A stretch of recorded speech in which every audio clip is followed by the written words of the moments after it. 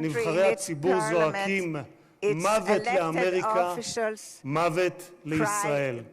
והיום אנו יכולים לומר למשטר האייתולות באיראן, לא יהיה נשק גרעיני. תודה לך, הנשיא טראמפ.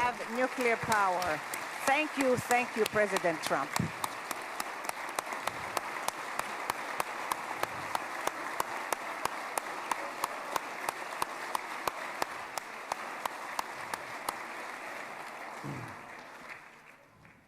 כבוד הנשיא, היום העם היהודי מציין את סיום חג הסוכות ומחר נציין את שמחת תורה. בשמחת תורה לפני שנתיים לא שמחנו. היה זה היום הקשה ביותר שחוותה מדינת ישראל משחר הקמתה והעם היהודי מאז השואה. עשרות פעמים הגעתי יחד עם מנהיגים זרים למקום הטבח. עם רבים מהם ישבתי לצפות בתיעוד המצולם של הזוועות שאני יודע שגם אתה היית. שבועות ספורים לאחר ה-7 באוקטובר ליוויתי את ג'רד ואיוונקה שהגיעו לכאן לאזורים הקשים ביותר. ראינו את מה שקיווינו, היינו בקיבוץ כפר עזה ברעים, וראינו את מה שקיווינו שלא יחזור עוד בתולדות האנושות. מראות של פוגרומים, ילדים, נשים, קשישים, גברים, חיים שלווים שהיו ואינם עוד. השטן לא רק רצח, טבח, אנס ושרף רבים מאחינו ואחיותינו, הוא גם חטף אותם, מתים וחיים. מאז בני ישראל נלחמו את המלחמה הקשה, הארוכה וגם הצודקת בתולדותיהם. הפצע הזה של אחינו החטופים בשבי נותר פתוח ושותת דם מאז ה-7 באוקטובר, כאשר כל עם ישראל כאב את כאב החטופים ובני משפחותיהם, התלויים בין תקווה לייאוש, בין חיים למוות, עד הבוקר הזה. במשך שנתיים, במקום בו יושבים האורחים ביציע שמולנו, כבוד הנשיא, השקיפו מעלינו תמונות החטופים. הבוקר, לקראת האירוע ההיסטורי הזה, זכינו להוריד את התמונות עם חזרתם של החטופים למשפחותיהם. אני אעשה משהו ספונטני, אדוני הנשיא. את סיכת החטופים הזאת, את צבעי כחול לבן, קיבלתי מצביקה מור, אבא של איתן מור. אני מתכבד להוריד אותה, כי לפני רגע דיברתי עם צביקה, איתן כבר בידיהם, והם חוגגים את האיחוד הזה. תודה לך, הנשיא טראמפ. Thank you so much, President Trump. Thank you so much, President Trump.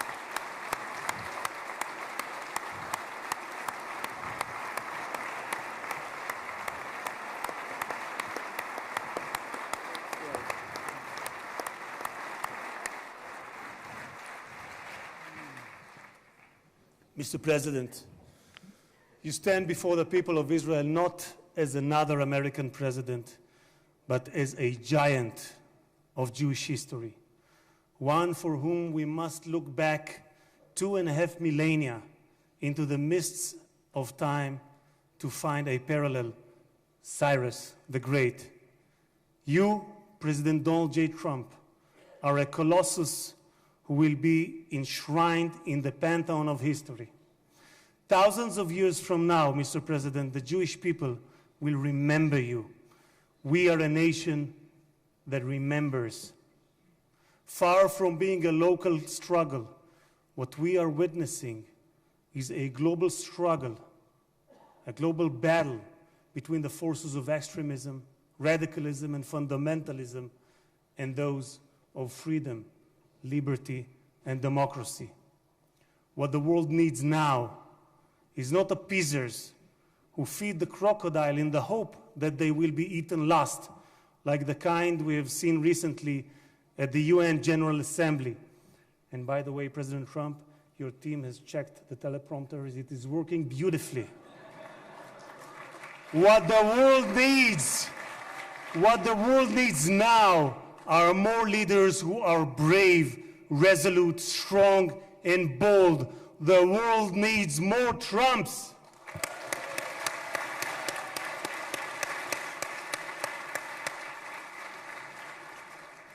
Mr. President, with your permission, I would like to take this moment to address Prime Minister Netanyahu.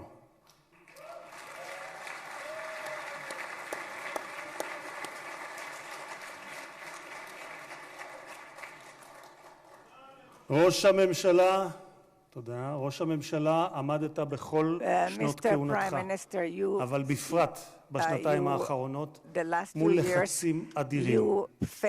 סטיב וויטקוף, שליחו המיוחד של הנשיא טראמפ, שלחם יחד איתך בשוחות על החזרת החטופים, אמר עליך, העבודה הקשה באמת הייתה של ראש הממשלה. הוא זה שהיה צריך לקבל החלטות קשות, עד כמה להיות קשוחים מול חמאס ומתי לגלות גמישות. היו רגעים שחשבתי, כך אומר וויטקוף, שעליכם להתגמש יותר, אבל האמת היא שכעת, במבט לאחור, אני חושב שלא היינו מגיעים לנקודה הזו אם ראש הממשלה נתניהו לא היה פועל כפי שפעל.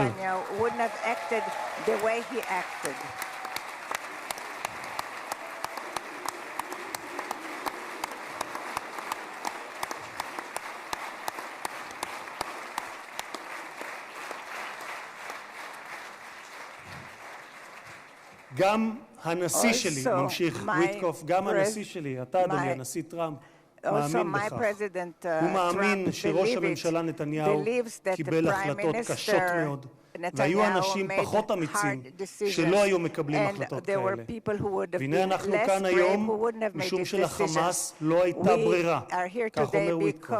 הם נאלצו להגיע להסכם הזה. הלחץ היה עצום ולכם יש צבא גדול. התקדמתם משמעותית בשטח וזה מה שהוביל להסכם הזה. כך אומר השליח וויטקוף. אדוני ראש הממשלה, אתמול בדרכו לישראל אמר הנשיא טראמפ שאתה הוא האיש הנכון. בזמן הנכון. ואני גאה לומר כאן, לעיני העולם, שבזכותך הגענו להישגים הרבים שאליהם הגענו.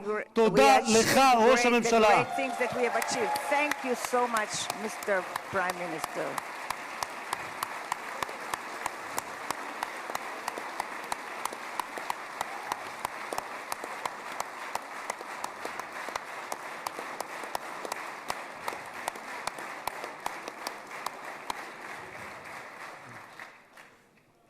ביום הזה נודה מלב האומה וממעמקי הנפש הלאומית לחיילי צה"ל האמיצים,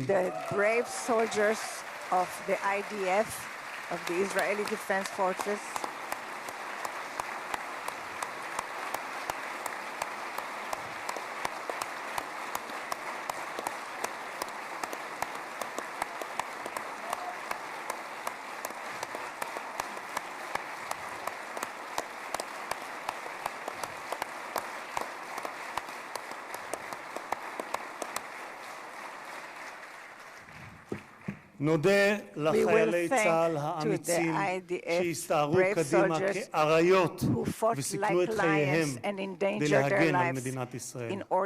רבים מהם נפלו והקריבו את חייהם למען המדינה שמרכינה את ראשה בפניהם ובפני משפחותיהם השכולות.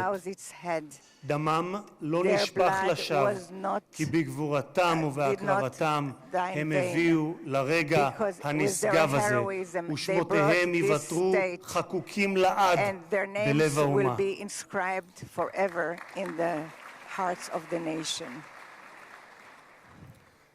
President Trump, you are the president of peace. There was not a single person on this planet who did more than you to advance peace. No one even came close. Your election to the presidency marked a turning point, not only for the United States, but for the entire world. Through your strength of character and unwavering resolve, you brought an end to bloody conflicts in no fewer than 8 regions across the globe. In less than 9 months, you became one of the most consequential presidents in history. You saved countless lives that would have been lost without your leadership.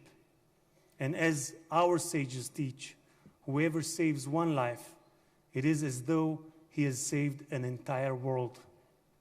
You have proven that true peace is achieved through strength, and that only those who are prepared to use force in the present can prevent the need to use it in the future.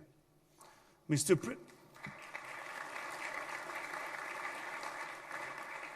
President, you, more than any other individual, are deserving of the highest recognition for your efforts in promoting peace. Therefore, I hereby announce that together with our good friend, Speaker of the House, Mike Johnson, we will rally speakers and presidents of parliaments from around the world to submit your candidacy for the Nobel Prize, Peace Prize next year. There is no one more deserving than you, President Trump. No one.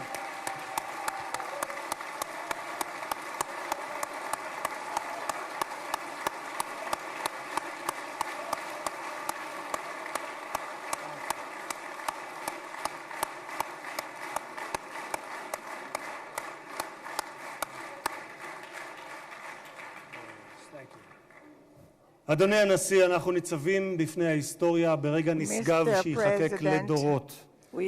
זה יום מאוד מרגש לאזרחי ישראל, יום שכולנו ייחלנו לו. בספר ירמיהו משיב השם לרחל המבכה את בניה. מנעי קולך מבכי ועינייך מדמעה, כי יש שכר לפעולתך, נאום אדוני, ושבו מארץ אויב, ויש תקווה לאחריתך, נאום אדוני, ושבו בנים לגבולם.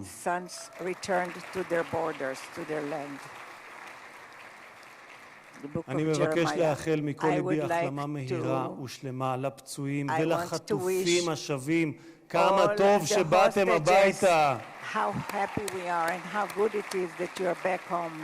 הנשיא טראמפ, מי ייתן והעושה שלום במרומיו יברך אותך, נשיא השלום, את ארצך ואזרחיה, את משפחתך וכל היקרים לך, ויעשה שלום עלינו ועליכם.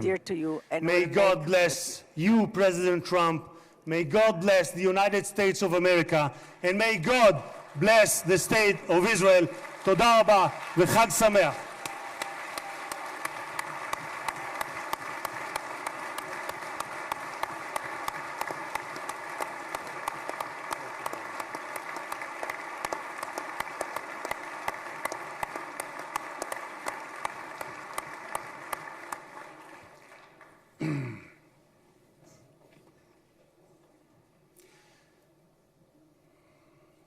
אני מתכבד להזמין כעת את ראש הממשלה, חבר הכנסת בנימין נתניהו, לשאת דברים. Benjamin Netanyahu, the Prime Minister, to say a few words.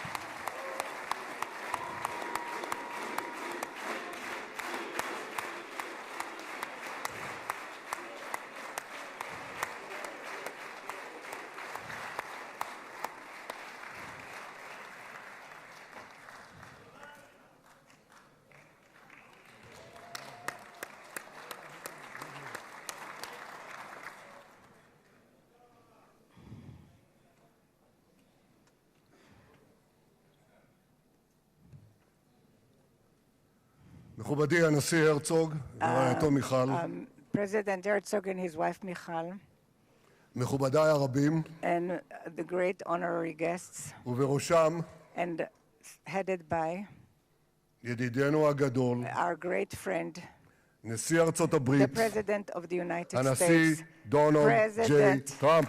Donald J. Trump.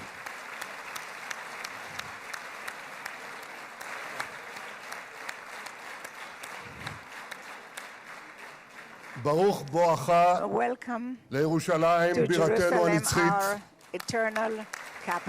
ברוך בואך לישראל ביום המרגש הזה שיחקק בתולדות עמנו. וגם אתה הנשיא תחקק בתולדות עמנו. כי כבר נחקקת בתולדות האנושות, אבל אנחנו, כפי שנאמר, זוכרים את ידידנו, ואנחנו יודעים את חלקך החשוב והמכריע בהחזרת יתרת חטופינו. ביום הזה in this day, שהתבשרנו עכשיו, when we רק were לפני שעה informed קלה, today, an hour ago, שכל חטופינו החיים that all our live שבו אלינו. hostages returned back to us. איזו התרגשות. What excitement. כמה חיכינו לרגע הזה. How long we've waited for ואנחנו this מחויבים moment. להחזיר את כולם. And we have committed to ואני רוצה return להודות לך באופן everyone. אישי. And I want to thank you ובשם האומה personally כולה. and on behalf of the whole תודה לך, nation. הנשיא טראמפ. Thank you, Mr. תודה לך. President Trump. Thank you, Mr. President.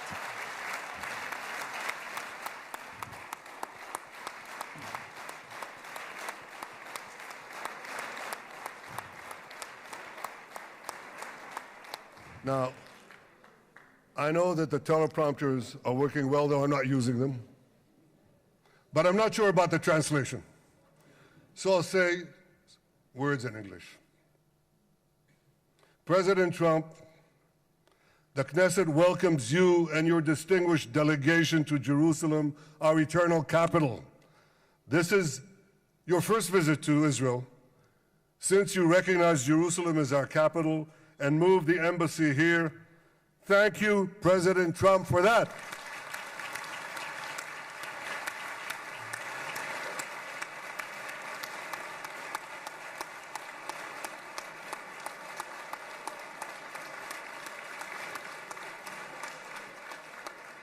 There are many other reasons to thank you since your last visit here. Thank you for recognizing Israeli sovereignty over the Golan Heights.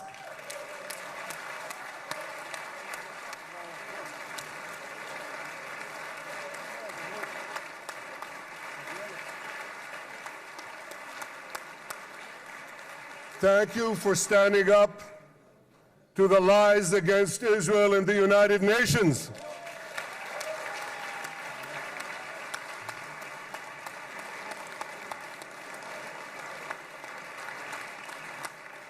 Thank you for recognizing in your 2020 peace plan our rights in Judea and Samaria, the ancestral homeland of the Jewish people.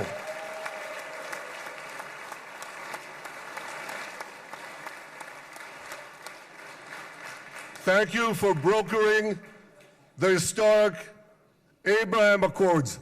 Abraham, Eskamei Avraham.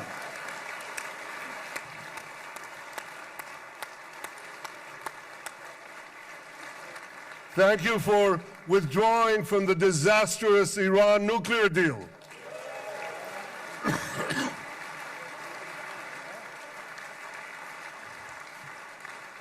Thank you for supporting Operation Rising Lion and for your bold decision to launch Operation Midnight Hammer. Boy, is that, you got to hear this.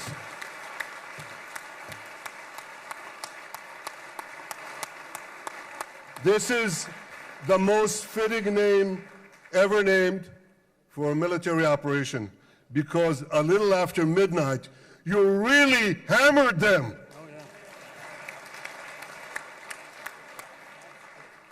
My friends, this is only a partial list, but it's enough to affirm what I've said time and again. Donald Trump is the greatest friend that the state of Israel has ever had in the White House.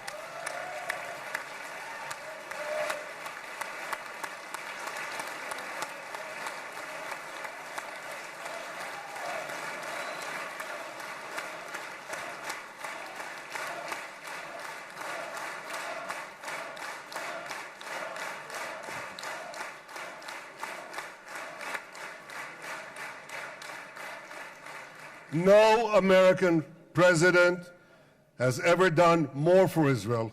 And as I said in Washington, it ain't even close.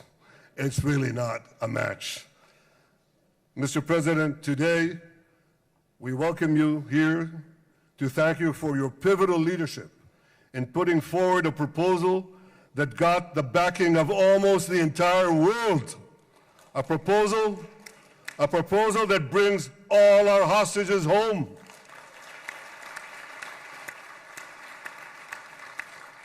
A proposal that ends the war by achieving all our objectives. a proposal that opens the door to an historic expansion of peace in our region and beyond our region. Mr. President, you are committed to this peace. I am committed to this peace. And together, Mr. President, we will achieve this peace. We've done it before. We've done it before in the Abraham Accords, and we'll do it again. Mr. President, today the Jewish calendar marks the end of 2 years of war. That war began on October 7th, on the Jewish festival of Simchat Torah. You always tell me, and you tell the world, remember October 7th. Mr. President, we remember. We remember the thousands of Hamas terrorists who stormed into our towns and kibbutzim. We remember the 1,200 people Hamas savagely slaughtered in cold blood, including dozens and dozens of Americans. We remember entire families burnt alive as they embraced each other.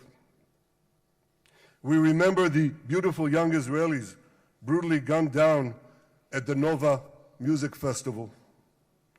We remember the hundreds of our citizens who were dragged into the dungeons of Gaza, including 12 Americans, men and women, young and old, babies and elderly Holocaust survivors. My friends, Mr. President, Donald, these monsters take babies as hostages. In response to this barbaric attack on October 7th, Israel did what it had to do. With indomitable courage, we set out to defend our people, to defeat our enemies, and to release our hostages. Our heroic soldiers fought like lions. They fought on the front lines of civilization and barbarism. Israel achieved amazing victories over Hamas and the entire Iran terror axis. Sinwar, Def, Hania, Nasrallah, Assad, they're all gone.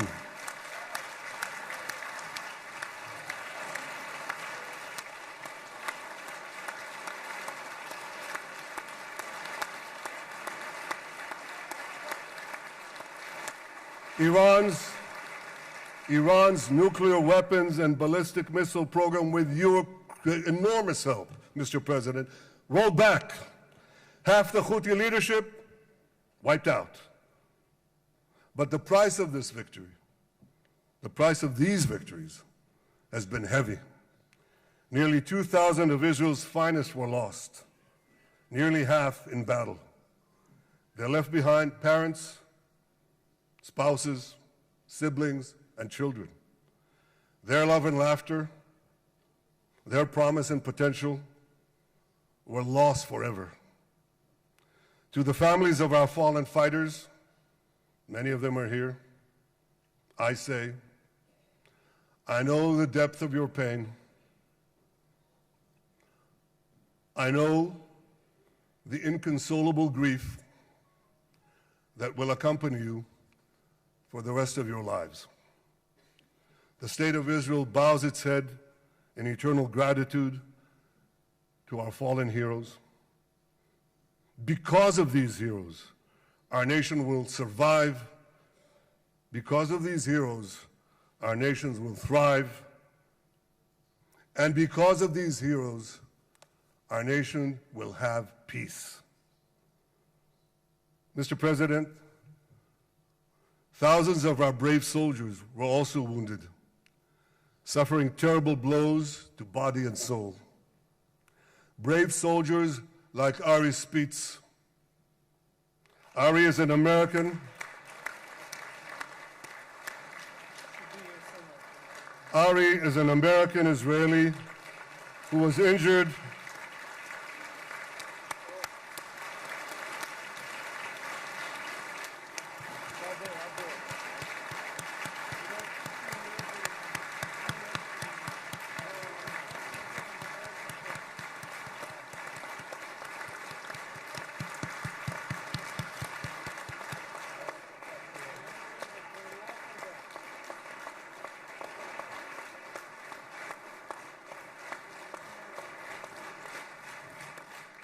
Ari is an American Israeli who was injured in Gaza while searching for Hamas terrorists and weapons. 2 of Ari's comrades were killed in this action, and 10 were injured. Ari was presumed dead, but made a miraculous recovery despite losing 3 limbs. Ari, stand up for a minute alone. Stand up. There you go. There. Ari, you are the spirit of Joshua. You are the spirit of David. You are the spirit of the Maccabees. You are the spirit of Israel. I salute you. We all salute you.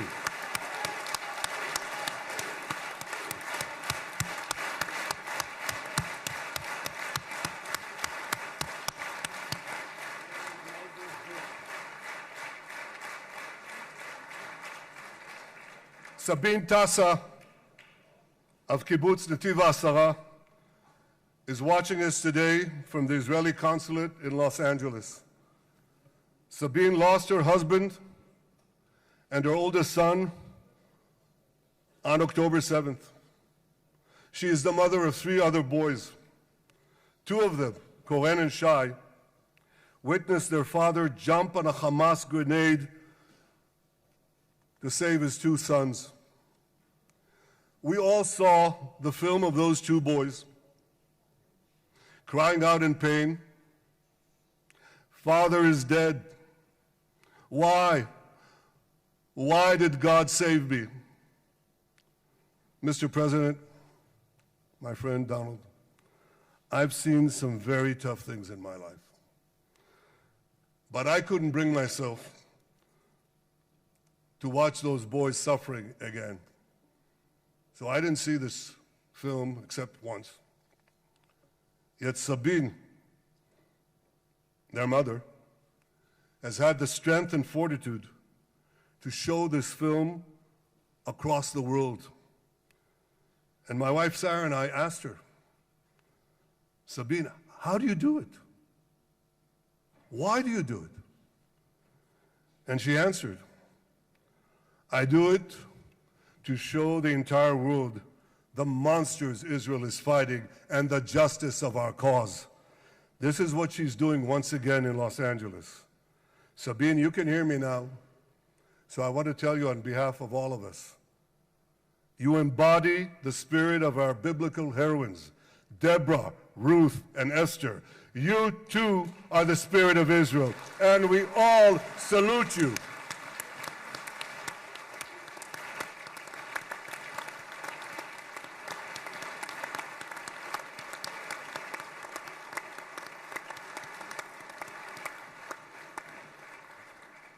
Mr. President, you asked me on our many conversations during the 12-day war with Iran, you asked me, how are the people holding up?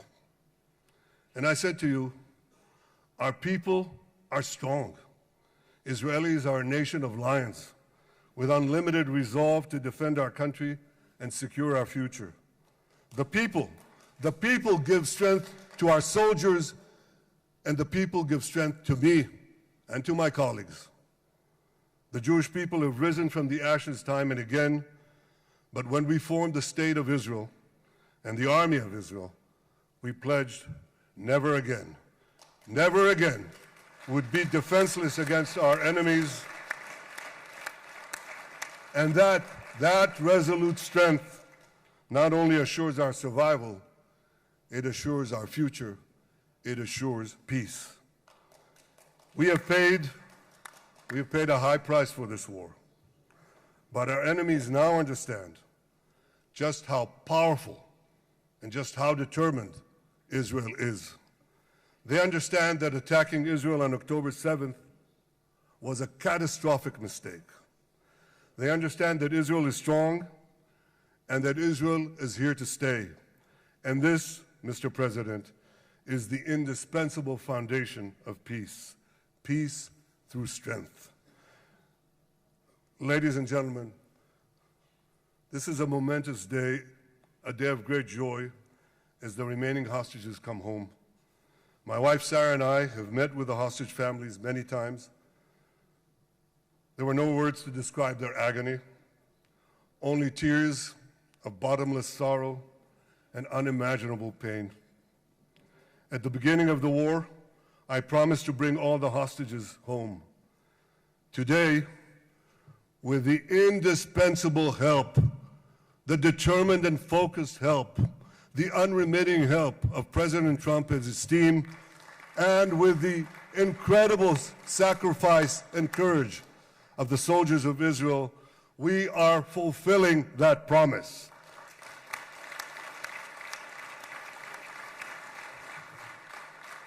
It has been a long journey to get here. In the first week of the war, our brave soldiers put military pressure on Hamas, and the international community put diplomatic pressure on them. This enabled us to secure the release of over 100 hostages. In heroic rescue attempts behind enemy lines, Israel's special forces rescued 8 live hostages and brought back the remains of dozens more. But as time went on, we all know what happened. The diplomatic pressure was turned on its head. More and more governments bought into Hamas's false propaganda. More and more governments succumbed to anti-Semitic mobs in their own countries. They just turned on Israel. They called for us to surrender to Hamas demands, just leave Gaza immediately, they said, end the war without committing to disarm Hamas, without committing to demilitarize Gaza. Had Israel succumbed to those demands, not only would Sinwar, Nasrallah, Assad, and Iran's missile and nuclear program remain intact.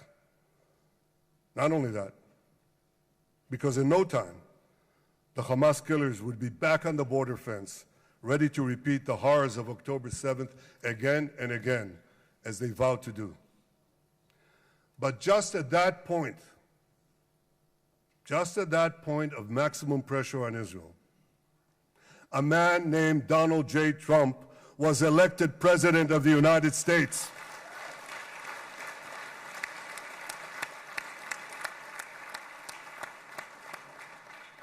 And ladies and gentlemen, overnight, everything changed. Everything. We felt it right here. Mr. President, thanks to your unequivocal backing of Israel, we secured a second hostage deal within weeks of your election. And in the months that followed, we worked closely together to forge a path to bring the remaining hostages home and end the war. End the war in a way that ensures the disarming of Hamas, the demilitarization of Gaza, and that Gaza would never again pose a threat to Israel. 2 months ago, you fully backed my decision to send the IDF into the last Hamas stronghold in Gaza City. You shared my view that this military pressure would help free the hostages. And despite all the criticism, all the naysayers, we were right.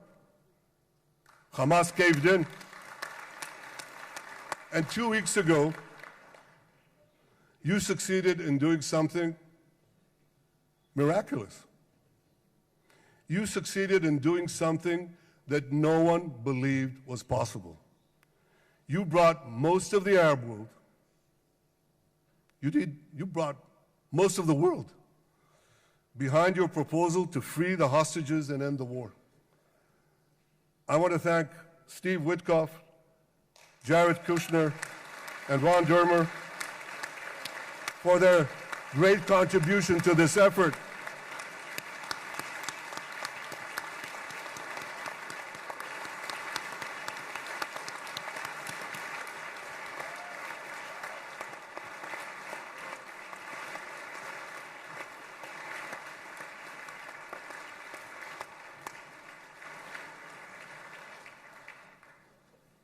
And I want to thank our negotiating team.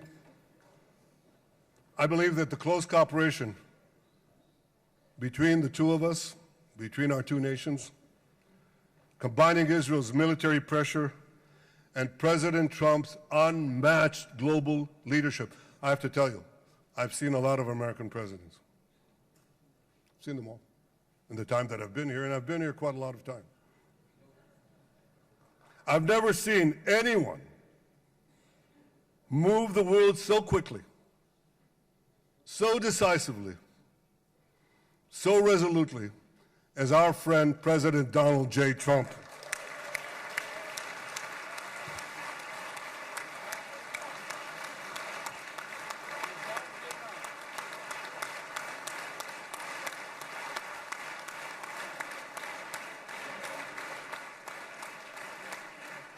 With our military pressure and President Trump's global leadership, we achieved this historic moment. It's a moment of indescribable joy as our nation embraces our sons who are coming home. Mr. President, this week, Jews around the world are going to read the book of Ecclesiastes, Kohelet, in the Bible. The Bible has many miraculous moments. One of them was your decision to bomb Fordo. I think it was a pivot of history because it wasn't meant only to bomb Fordo. That action and your previous action of taking out Qasem Soleimani, the architect of death, I think that changed the balance of power in the world. You brought America back again to the driver's seat.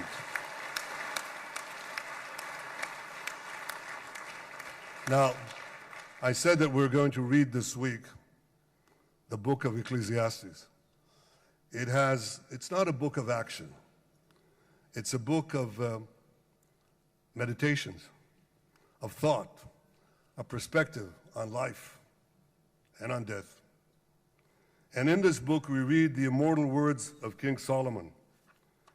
To everything there is a season, and a time for every matter under heaven. Et milchama ve'et shalom. A time for peace and a time for war. The last 2 years have been a time of war. The coming years will hopefully be a time for peace.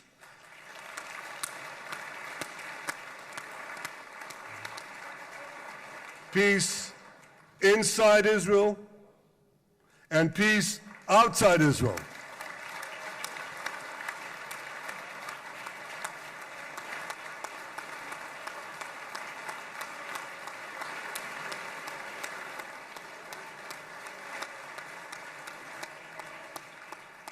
I look forward to continuing marching with you on the path we paved together with the Abraham Accords.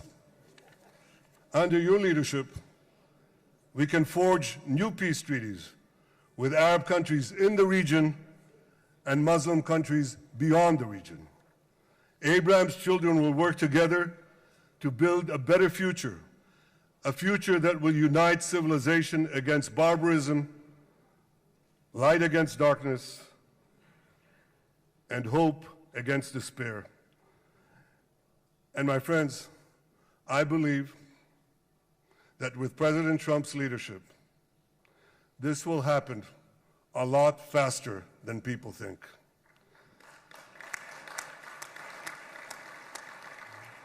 As Prime Minister of Israel, I extend my hand to hold those who seek peace with us.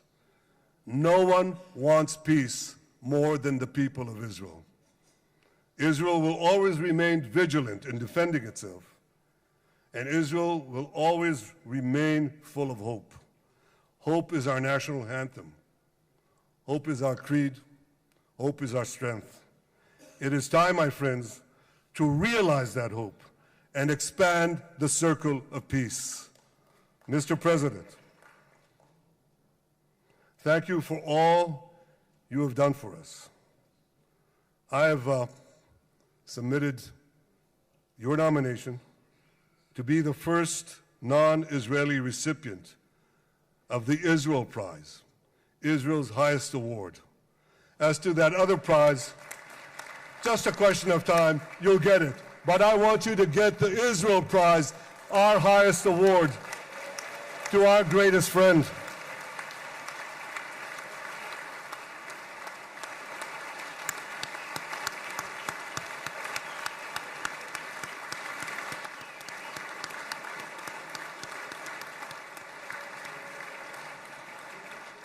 When others were weak, you were strong.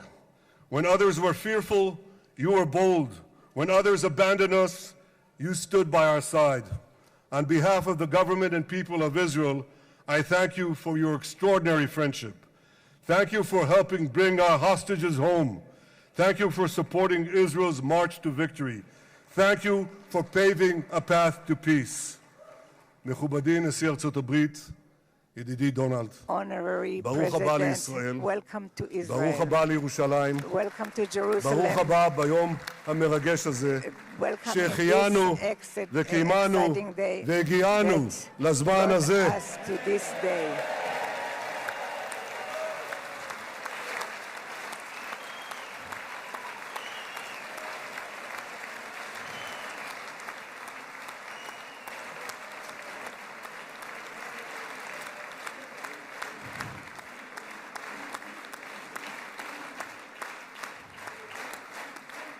May God bless you and your family, Mr. President.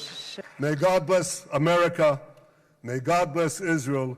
And may God bless the covenant between our two promised lands. Thank you, Mr. President.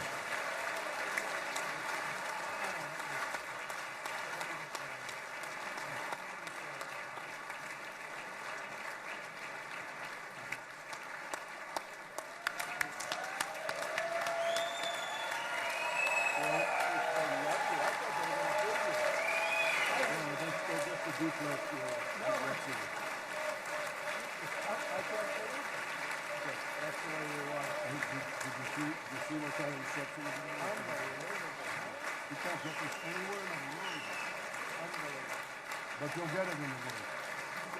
Thank you.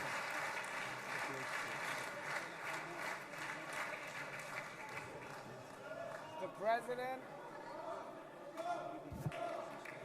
Where?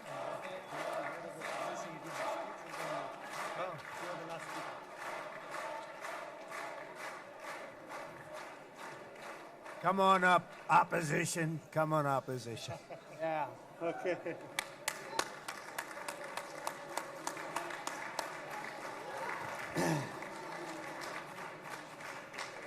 אני מתכבד להזמין כעת את ראש האופוזיציה, חבר הכנסת יאיר לפיד.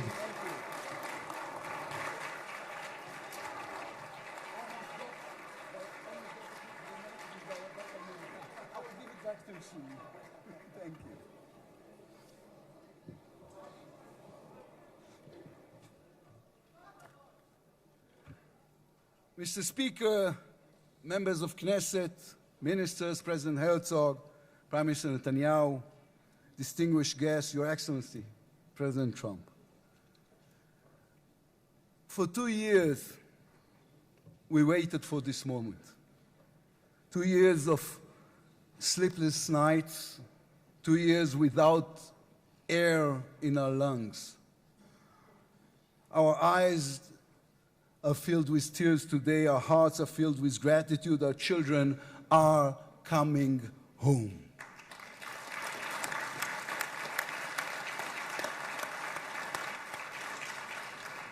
In the Babylonian Talmud, a sacred book of the Jewish people, it is written, whoever destroys one life, it is as though he destroyed an entire world, and whoever saves one life, it is though as he has saved an entire world. Mr. President, you have saved the lives of our hostages.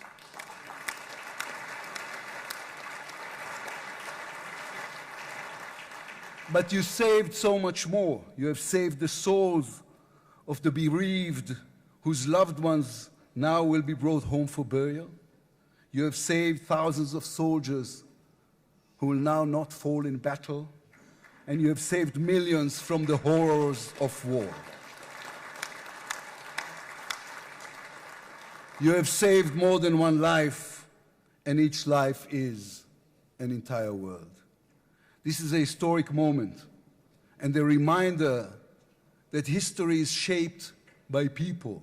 It is shaped by those who know the past but have the vision to change the future.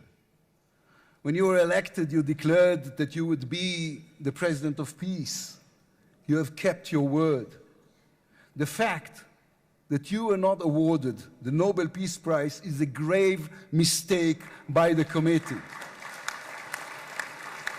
But they will have no choice, Mr. President. They will have to award it to you next year.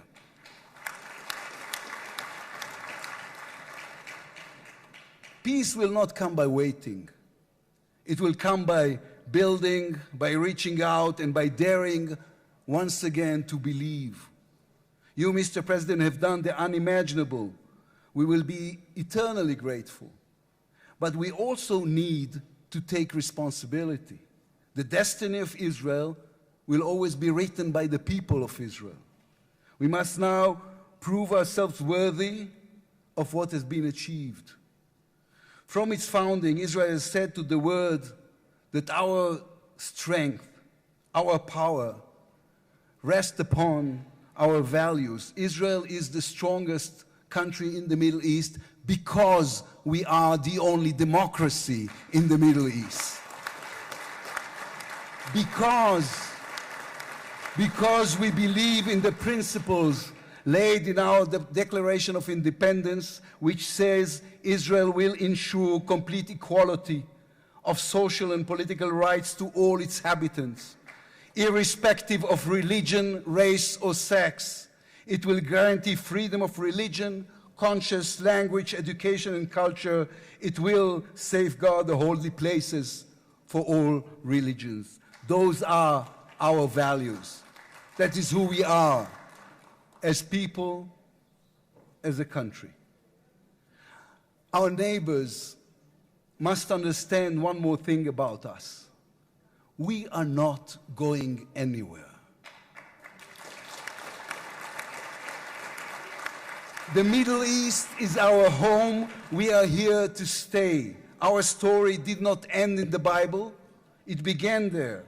It continues in our laboratories and universities, in our innovation hubs. Hamas, Hezbollah, Iran, and the Houthis, they all read the wrong intelligence reports. The real intelligence report on Israel's intentions is found in the book of Genesis.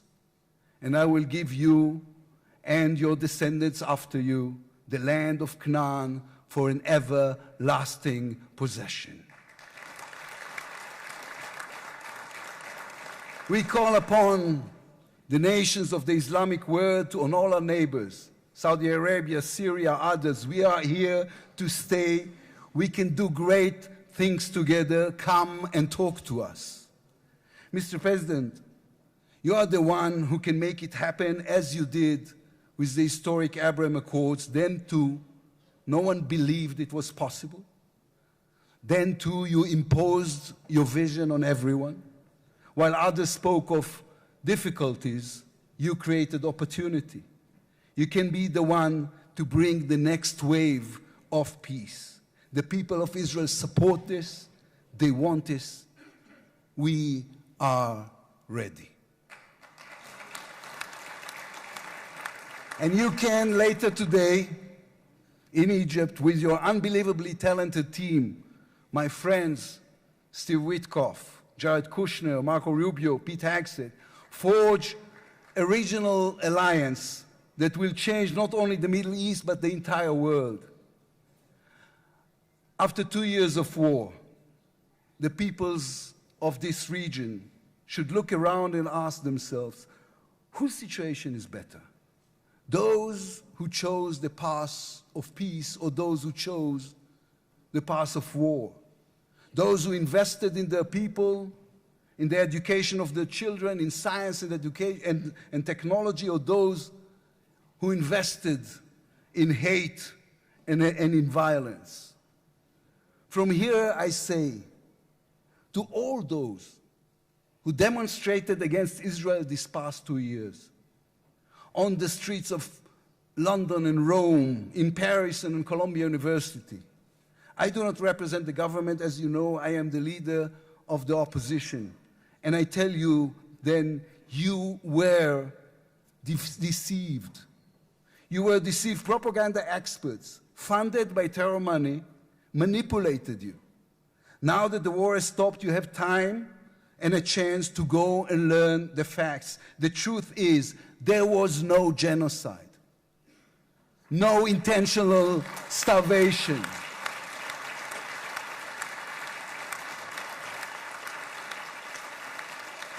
The truth is, there was an army and a country fighting in the most complicated conditions imaginable against terrorists who send their own children to die for a follow-up, who use their own children as human shields.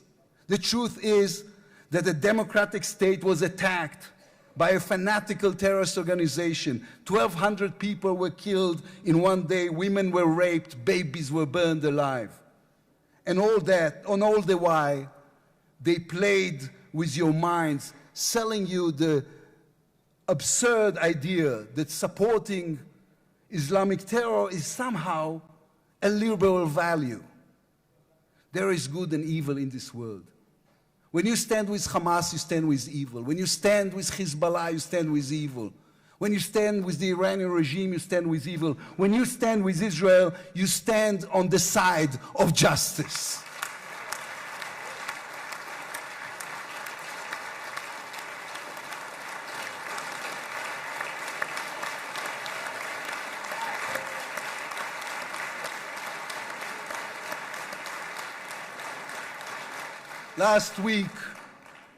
Last week I attended the 7th October memorial ceremony. An inspirational woman called Galit Dan spoke on stage. Galit had a daughter, Noya, a 13-year-old girl who was autistic like my daughter. And Noya was full of light. She loved Harry Potter.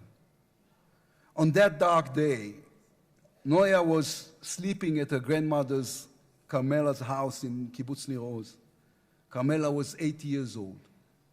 Their bodies, grandmother and granddaughter, were found embraced. They were murdered together. On stage at the ceremony, Galit said a sentence that moved us all. We don't want revenge, she said. We want redemption. Today, the redemption begins. Israel has endured 2 terrible years on the battlefield and in the international arena. But in those 2 years, we also rediscovered our own greatness. We remember how good we can be, our pilots who took control of the skies over Iran, our industries leading the world in technology, our civil society, which reached out to help every victim of the war. We will move forward toward a different future. Our heroic soldiers who saved us all will fold away their uniforms and rise as teachers and engineers, scientists and innovators, investors and small business owners. We will never be able to repay the debt to those who sacrificed everything these past years, to those who, as President Lincoln said, gave the last full measure of devotion. We can only be worthy of them, worthy of their sacrifice. Mr. President, allow me to speak also to the businessman in you, the deal maker who understands value. If there were one stock in the world I would invest in today, it is the State of Israel. If there were one nation that deserves unrestricted access to GPU chips, to AI and SMR technologies, to American markets, it is the State of Israel. Israel's future is intertwined with our eternal alliance, our strategic and moral covenant with our greatest friends, the United States of America. This war is over. We will always need to stay vigilant, to guard against those who seek our destruction.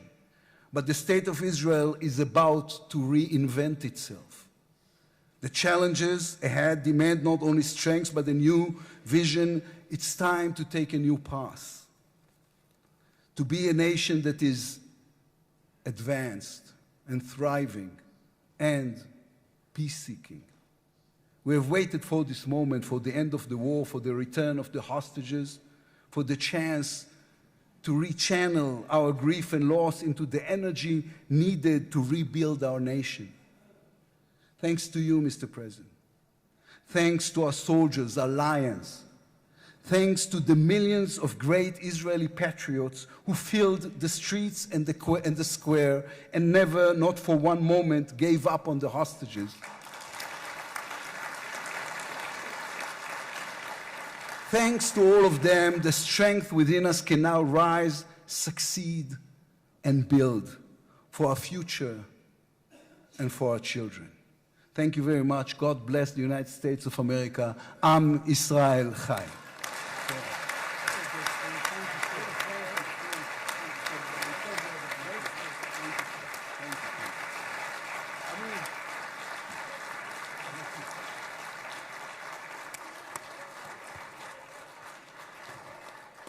אני מודה לראש האופוזיציה. I would like to thank the head of the opposition. Members of the Knesset. It is now my distinct honor to invite the President of the United States of America, His Excellency Donald J. Trump, to address the Knesset.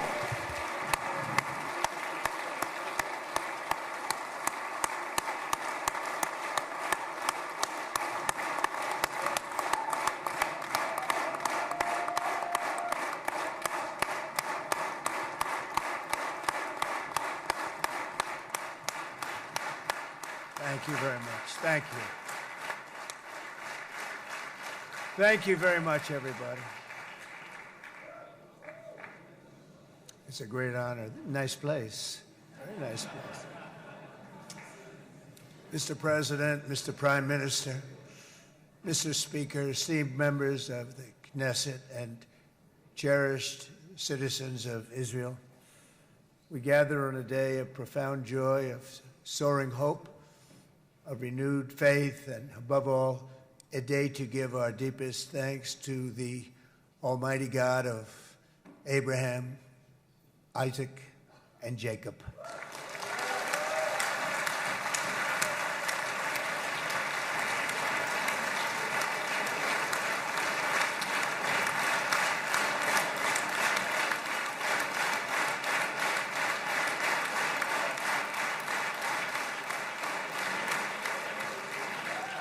After 2 harrowing years in darkness and captivity, 20 courageous hostages are returning to the glorious embrace of their families, and it is glorious. 28 more precious loved ones are coming home at last to rest in this sacred soil for all of time.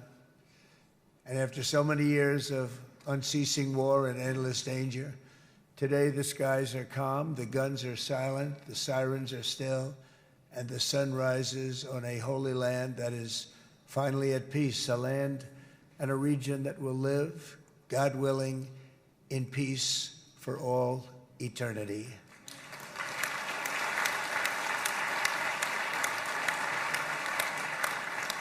This is not only the end of a war, this is the end of an age of terror and death, and the beginning of the age of faith and hope and of God. It's the start of a grand concord and lasting harmony for Israel and all the nations of what will soon be a truly magnificent region. I believe that so strongly. This is the historic dawn of a new Middle East. I want to express my gratitude to a man of exceptional courage and patriotism, whose partnership did so much to make this momentous day possible. You know who I'm talking about. There's only one, Prime Minister Benjamin Netanyahu. Bibi, please stand up.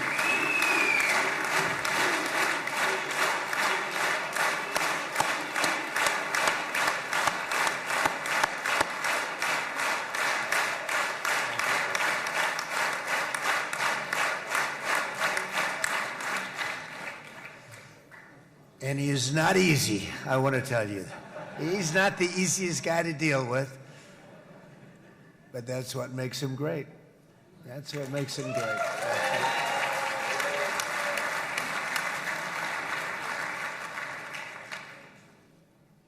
Thank you very much, baby.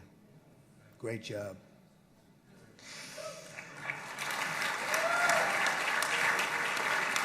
And let me also convey my tremendous appreciation for all of the nations of the Arab and Muslim world that came together to press Hamas to set the hostages free and to send them home. We had a lot of help. We had a lot of help from a lot of people that you wouldn't suspect, and I want to thank them very much for that.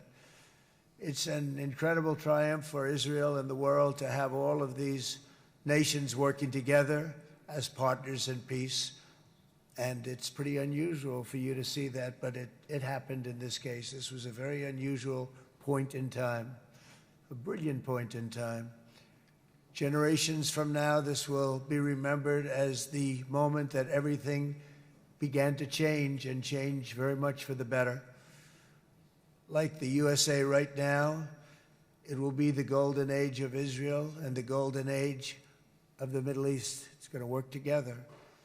I'd like to thank several great American patriots for their invaluable help in getting something done that almost everyone thought was absolutely impossible. We were wasting our time. So many people said, "You're just wasting your time."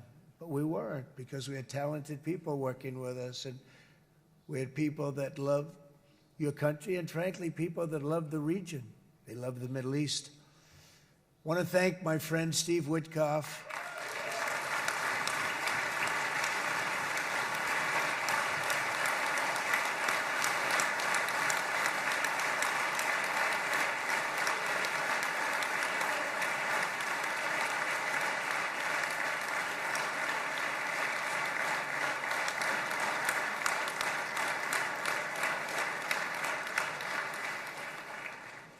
You know, Steve was chosen by me.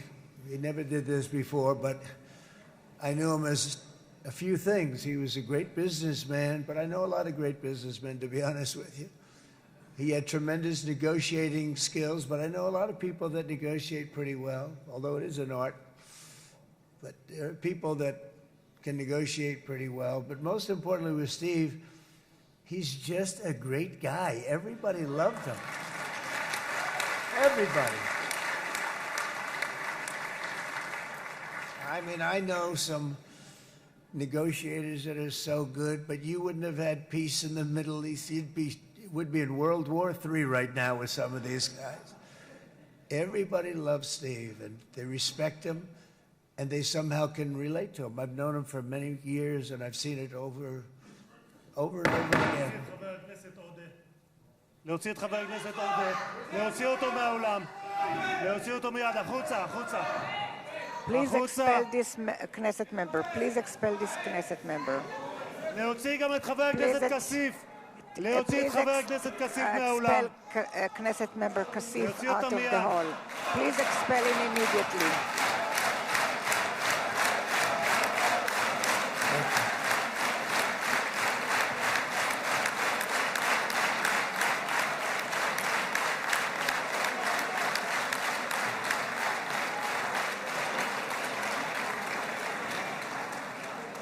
Sorry for that, Mr. President.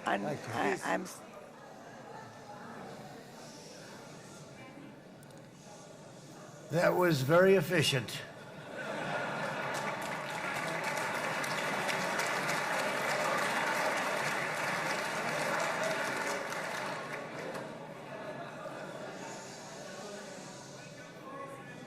So back to Steve.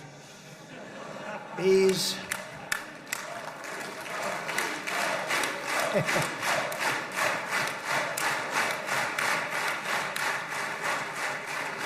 But I tell one story because he was so involved, and then we called in Jared. We called it, we need that brain on occasion. We got to get Jared in here. We got to get a certain group of people. But Steve started this all by himself. I call him Henry Kissinger, who doesn't leak, okay? Henry is a big leaker. He leaked Steve doesn't leak. Steve just wants to get the job done. He wants to do what's right. But I'll give you just a quick story because, as you know, he's working on the war with Russia and Ukraine, a war that would have never happened if I were president. A shame. 7,000 young soldiers a week are being killed. More than that this last week. It's a shame. It should have never happened. But it did happen, and we won the race, and I took over this horrible war that's been raging, and I thought it would be easily settled. I thought it was a hell of a lot easier than doing what we just did very successfully with Israel and a lot of other people. But this came first, and we'll get that one. But I set up a meeting for him to meet with President Putin, thinking it would be a 15 or a 20-minute meeting. Steve had no idea about Russia, had no idea about Putin too much, didn't know too much about politics, wasn't that interested. He was really good at real estate, but he had that quality that I was looking for, and I didn't see it around in too many ways. And I set up the meeting with Putin, and I called. I said, is Steve finished yet? That was about a half an hour into the meeting. No, sir, he's not. He's still inside. This is in Moscow. I said, well, how's he doing? I don't know, sir. He's still inside. I called up an hour later. Let me speak to Steve. Sir, he's still with Putin. He's with President Putin. I said, wow, that's a long meeting, 1 hour. I called up an hour later. He was still with Putin. 3 hours later, he was still with Putin. 4 hours later, he started to get the word that he was going to be coming out soon. And in 5 hours, he came out. I said, what the hell were you talking about for 5 hours? And he says, just a lot of interesting things. We're talking about a lot of interesting things, including what he went in there for, but you can't talk about it for 5. You can talk about it for a certain period of time, and you know what you're getting. But that's a talent. That's a talent where you can do that. Most people I'd send in, number one, they wouldn't be accepted. Number two, if they were, the meeting would last 5 minutes. And that's what happens with Steve. Everybody loves him. They love him on this side. They love him on the other side. And he really is. He's a great negotiator because he's a great guy. So thank you very much, Steve, very much.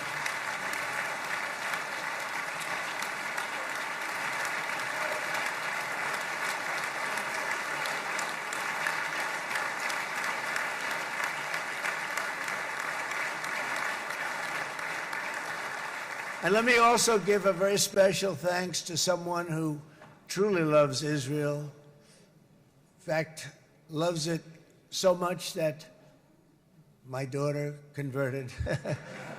My daughter converted. I didn't know this was going to happen. And Ivanka's here.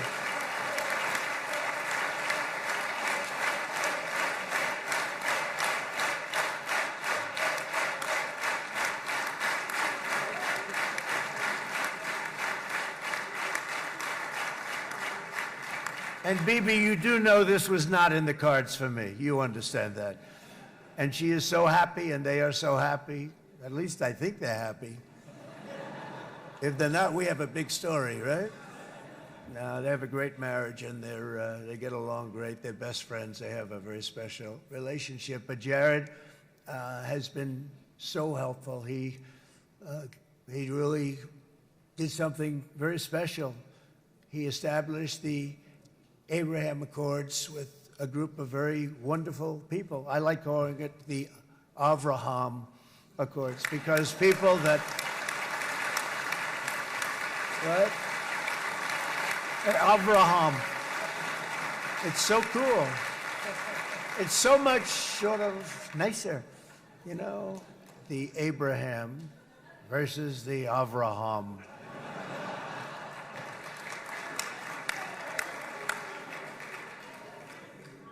I just don't want to sound too sanctimonious when I do it, so, you know, I sort of split it up.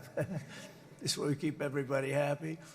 But we have some very great talent, and they have no excuses for anything that's taken place because we had some unbelievably good people working on this. And then you're going to add a man named Marco Rubio, who is also here. That's right.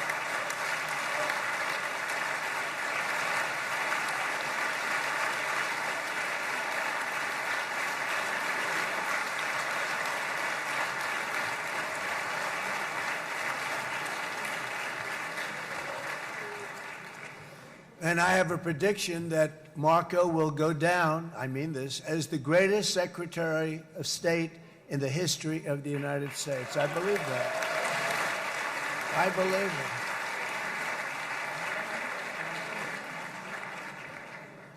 it. And he and I, you know, we really fought it out. You remember, he was tough. He was nasty. Who the hell thought this was going to happen, Marco, right? And now I'm saying he's going to go down as the greatest. He will. He was always smart and sharp, and people respect him. And then we have somebody who's young, but an unbelievable leader. I saw it a long time ago, and he's turned out to be even better than we thought. Right, Susie? I think even better. And that's Pete Hegseth, who is our Secretary of War, formerly Secretary of Defense.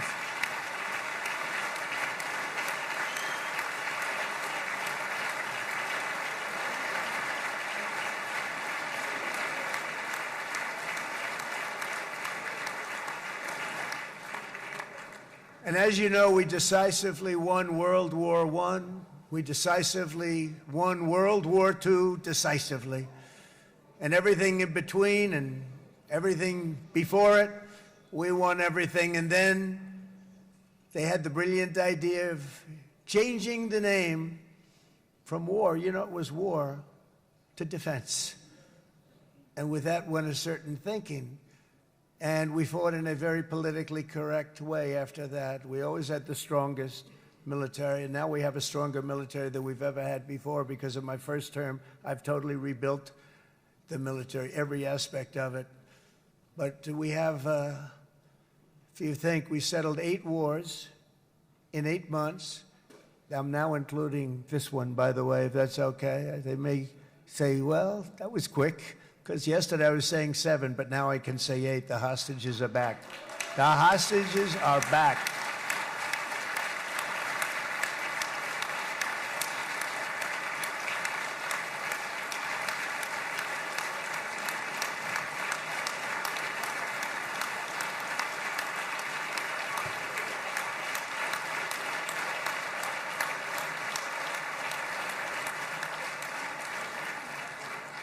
It is a good feeling. Isn't that nice to say? You know, I just said the hostage. First time I said the hostages are back. It feels so good to say it. But when you settle 8 wars in 8 months, that means you don't like war. Everyone thought I was going to be brutal. In fact, I remember Hillary Clinton during a debate, she said, look at him. He's going to go to war with everybody. And actually, she said, he's got a personality that's all about war. No, and my personality actually is all about stopping wars. And it seems to work. It seems to work. But it also means this name change in our attitude that we're not going to go into a war. But if we do, we're going to win that war like nobody has ever won a war before. We will not be politically correct, but we're not going to be there. And I think, you know, as you mentioned, Bibi, before, peace through strength. And that's what it's all about. The United States has the greatest and most powerful military in the, right now, history of the world. I can tell you we have weapons that nobody's ever dreamt of. I only hope we never have to use them. I rebuilt the military. I was proud to do it, but some of the things I hated to do. I hated certain of the weapons because the level of power is so enormous. It's so dangerous, so bad. But we have to do what we have to do. We make the best weapons in the world, and we've got a lot of them. And we've given a lot to Israel, frankly. And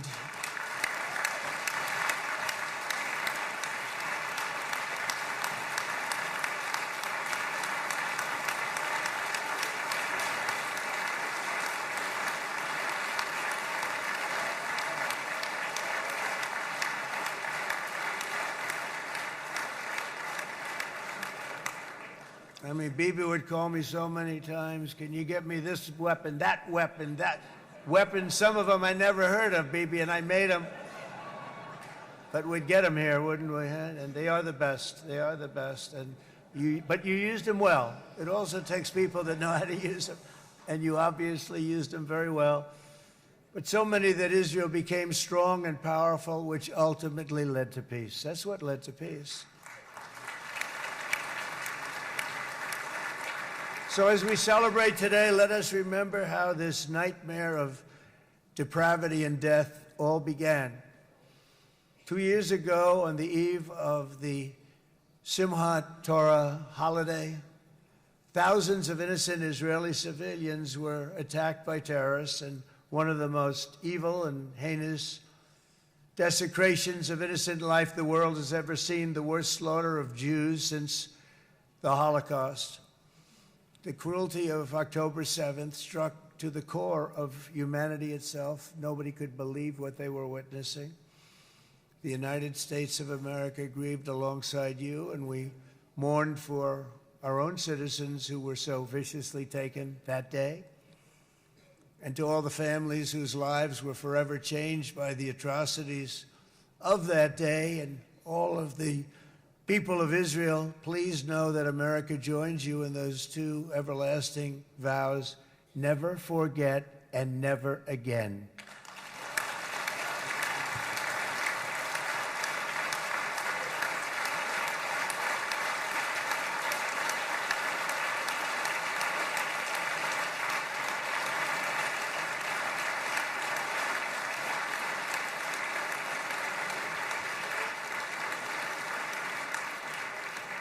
From October 7th until this week, Israel has been a nation at war, enduring burdens that only a proud and faithful people could withstand. It was a very tough period of time. For so many families across this land, it has been years since you've known a single day of true peace. But now at last, not only for Israelis, but also for Palestinians and for many others, the long and painful nightmare is finally over. And as the dust settles, the smoke fades, the debris is removed, and the ashes cleaned from the air, the day that breaks on a region transformed, and a beautiful and much brighter future appears suddenly within your reach. This is now a very exciting time for Israel and for the entire Middle East, because all across the Middle East, the forces of chaos, terror, and ruin that have plagued the region for decades now stand weakened, isolated, and totally defeated. A new coalition of proud and responsible nations is emerging, and because of us, the enemies of all civilization are in retreat. Thanks to the bravery and incredible skill of the Israeli Defense Forces and Operation Rising Lion,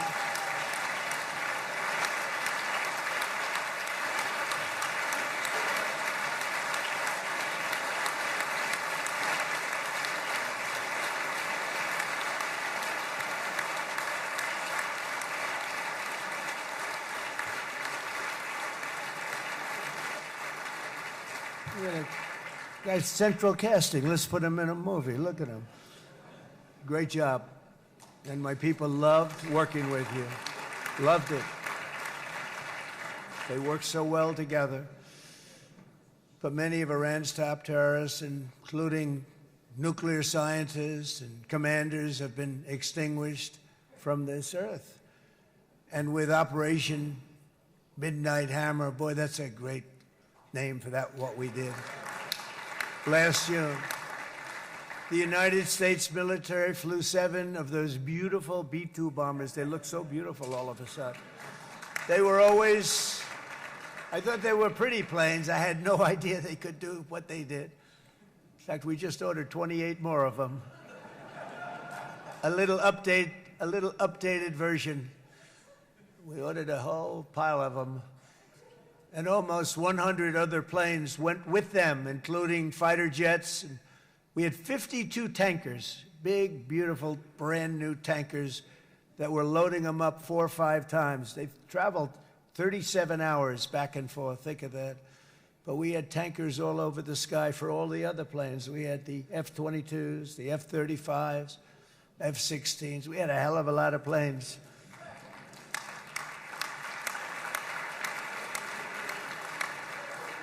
So we had 52 gas stations in the sky. That's what they call them. I'll tell you, I wouldn't want to be flying one of them. We have our great General Raisin Cain right here. General, stand up. This guy. What a general. Thank you.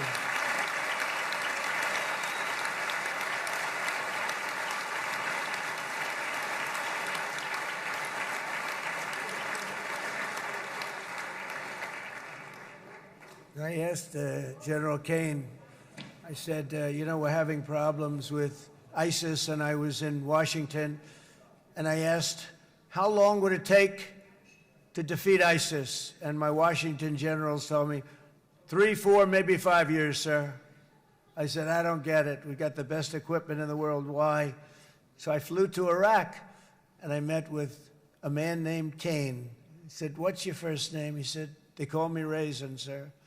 I said, wait a minute, your name is Raisin Cain? I've been looking for you for a long time. You gotta be kidding. So they told me 3, 4, 5 years to defeat ISIS. And I sit down with him and I say, why is it? I flew there in the dark of night. I landed, I'll never forget it. It was quite a trip. I'm glad I made it because I met him. I said, could I ask you, General? I come down. He's standing with another general and a sergeant. Everybody was like central casting. They could go into a movie right now. Between him and you guys over here, we could get rich making movies, okay? And they got along so great. That's the beautiful thing, that your military and our military, Bibi, got along so great. But I was told by the television generals in Washington, we have the best equipment in the world. Why is it taking so long? And they said, 4 years. I said, so let me ask you, Raisin, how long would it take you to defeat ISIS? Sir, we can do it in 3 weeks, but you'll probably have some time left over. I said, you gotta be kidding. What the hell are you talking about? They said 4 years. I said, well, sir, look, it's not my place to say, but you're asking me the question. What you have to do is you hit him from the west, you hit him from the north, you hit him from the south, you hit him above, you hit him below. I said, so why didn't they do it? And he didn't want to speak badly of his superiors, which is hard to believe they were his superiors. It should have been the other way around a long time ago, because he's the one that did Operation Hammer. It was flawless. It was flawless. It was absolutely flawless. And I said, so you really think you can do it in 4 weeks? Yes, sir, 100%. You have to do it differently than they were doing it. They were using one base, and it was hundreds of miles away. And he says, we have all these portable bases all over the Middle East. And they didn't want to use them because they didn't want to offend the country where the portable, they wouldn't have even known what the hell the planes were going up, right? They wouldn't have known, but he said, no, they didn't want to defend anybody, offend anybody, but we can do it in 4 weeks. I said, you sure about that? I'm going to call you back. I'll call you back on Monday. I'm going back to Washington. But you think 4 weeks? Yes, sir, I think we can do it in 4 weeks. We'll have time left over. So I call him on Monday. I say, you think you can do it?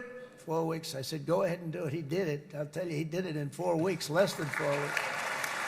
So, General, stand up, please.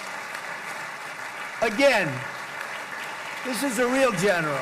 This is not a television general. He doesn't want to go on television.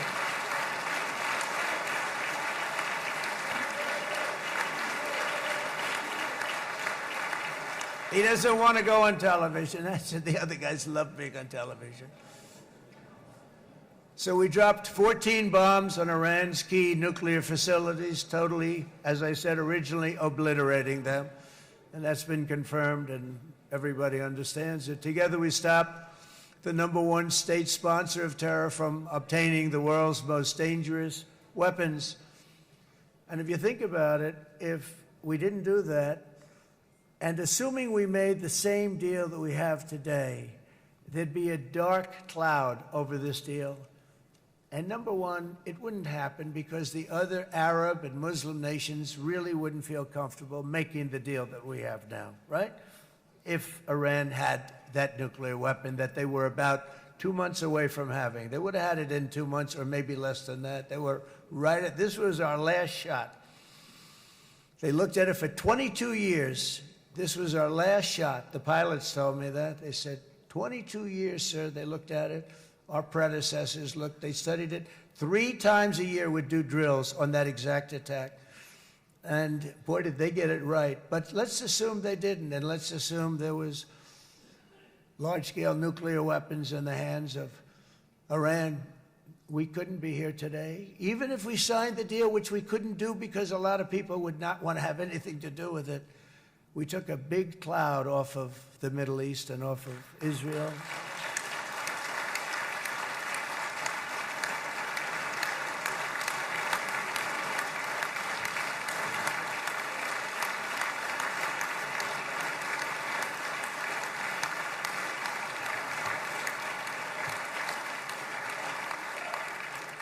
And it was my honor to help.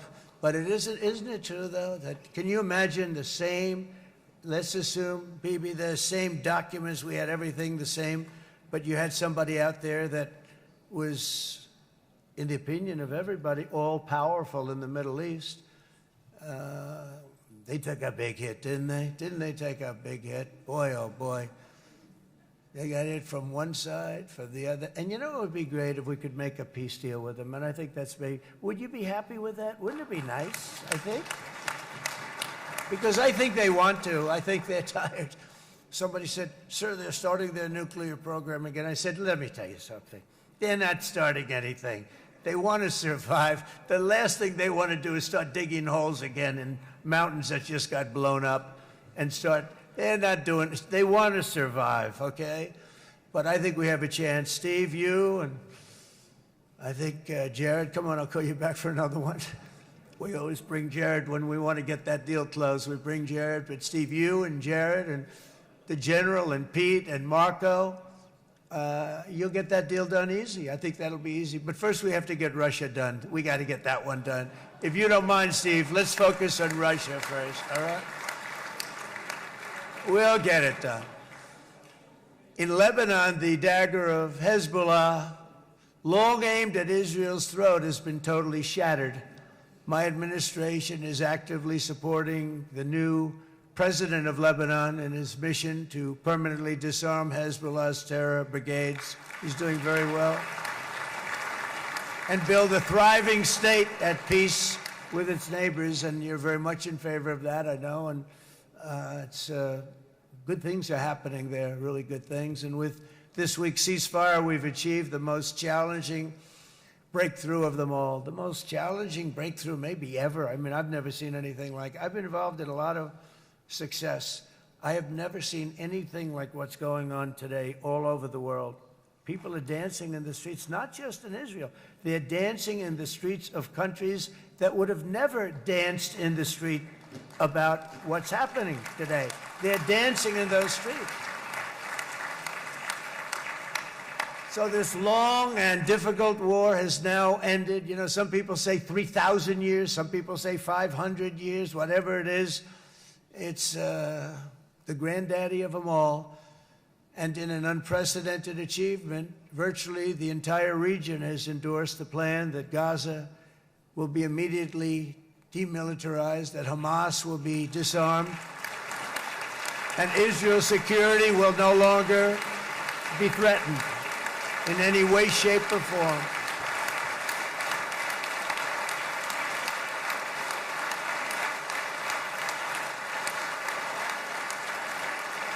So Israel, with our help, has won all that they can by force of arms. You've won. I mean, you've won. Now it's time to translate these victories against terrorists on the battlefield into the ultimate prize of peace and prosperity for the entire Middle East. It's about time you were able to enjoy the fruits of your labor. Mr. Opposition Leader. I said he's a very nice opposition leader. I think, no, he's a nice man. Bibi, he's a nice man. Good. He knows what he's doing, right? No, a very nice guy. Well, see, now you can be a little bit nicer, Bibi, because you're not at war anymore, Bibi.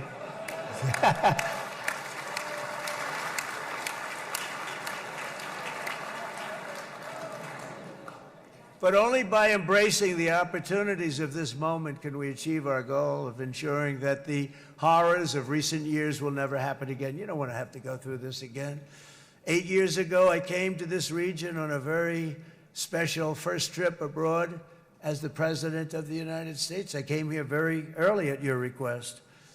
I addressed the leaders of the Arab and Muslim world gathered in Saudi Arabia and said that it was time to build a future free of the grip of extremism and terror. And interestingly, right now, as soon as I'm finished, I'm quite late. You've kept me quite late between opposition leaders and Bibi's brilliant but very long speech. I thought I was going to run up here, make a speech, and then head to Egypt. It didn't work out, though. And you made a pretty long one, too, sir.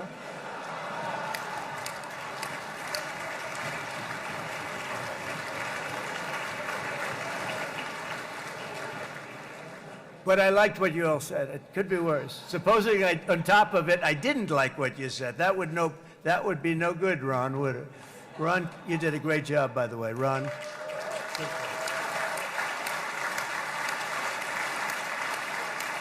Yeah.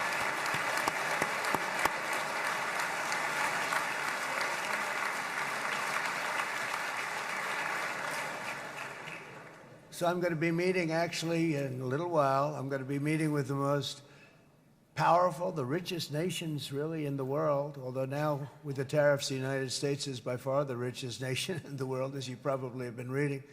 But the richest nations, most powerful nations, you know, tremendous, headed by some tremendous people in many cases. Some cases I wouldn't say necessarily I would endorse, but I will tell you some incredible people that really helped us make this all possible. So I'll be going there. I'll be quite late. They might not be there by the time I get there, but we're going to give it a shot. But the journey we started back then led to the crushing defeat of the ISIS caliphate, to the monumental Abraham Accords, and ultimately to the historic ceasefire this week, in which many of those same nations really played a very pivotal role, I have to tell you. Steve will tell you that. Jared will tell you that. Together, we've shown that peace is not just a hope that we can dream about. It's a reality we can build upon day by day, person by person, and nation by nation. And because of that, the Middle East is finally ready to embrace its extraordinary potential. You have extraordinary potential in this region. It should now be clear to everyone throughout the region that decades of fomenting terrorism and extremism, jihadism and anti-Semitism have not worked. They haven't worked. They've been a disaster. They've just killed. They've killed. They've backfired completely and totally. They've just totally backfired. Everything that you thought, take it worst case, it's turned out to be worse than that. They have not worked. From Gaza to Iran, those bitter hatreds have delivered nothing but misery, suffering, failure, and death. They've served not to weaken Israel, but to annihilate the very forces that did the most to foment this hatred. And it's really, I mean, everybody that's tried it has become irrelevant. Meanwhile, we've seen those nations that set aside their differences, reached across ancient divides, and pursued engagement are now among the most successful in the region. They're getting along with Israel, and they're doing great. And I can tell you the 4 nations that joined the Abraham Accords early on, and you'd all be doing me a favor, and I'm going to be saying this in a little while to some other friends, would love you all to, is this right, Jared? Join up in the Abraham Accords. We have to join up and get together. You can have that whole thing filled out. We had a very weak administration, worst president in the history of our country by far. And Barack Obama was not far behind, by the way.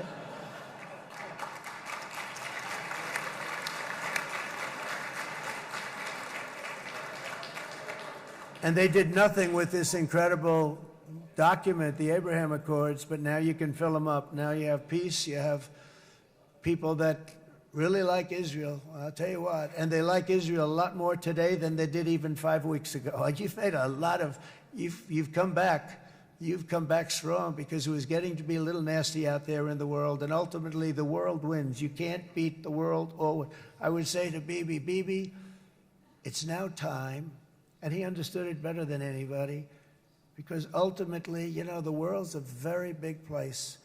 And I've said a lot. I said, this piece of land is very small. It's unbelievable what you've done with that tiny, you look at a map even of just, not the world, the Middle East, and you have this little dot. And think of what you've done. It's incredible. It's incredible.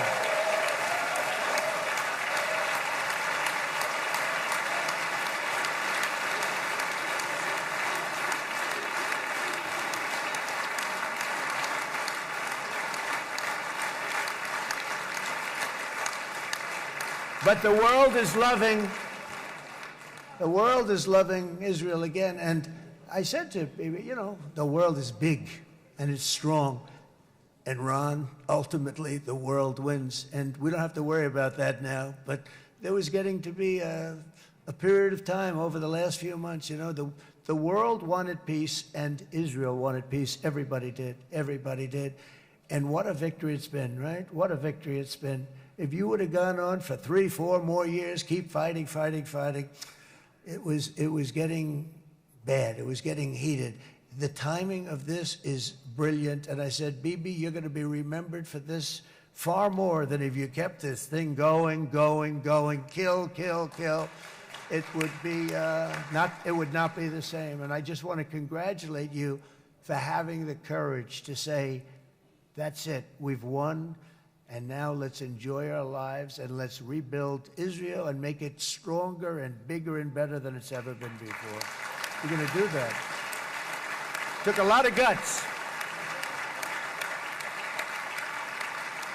And the choice for Palestinians could not be more clear. This is their chance to turn forever from the path of terror and violence. It's been extreme, to exile the wicked forces of hate that are in their midst, and I think that's going to happen. I've met some people over the last couple of months that want to see it happen very much, and after tremendous pain and death and hardship, now is the time to concentrate on building their people up instead of trying to tear Israel down. We don't want that to happen again.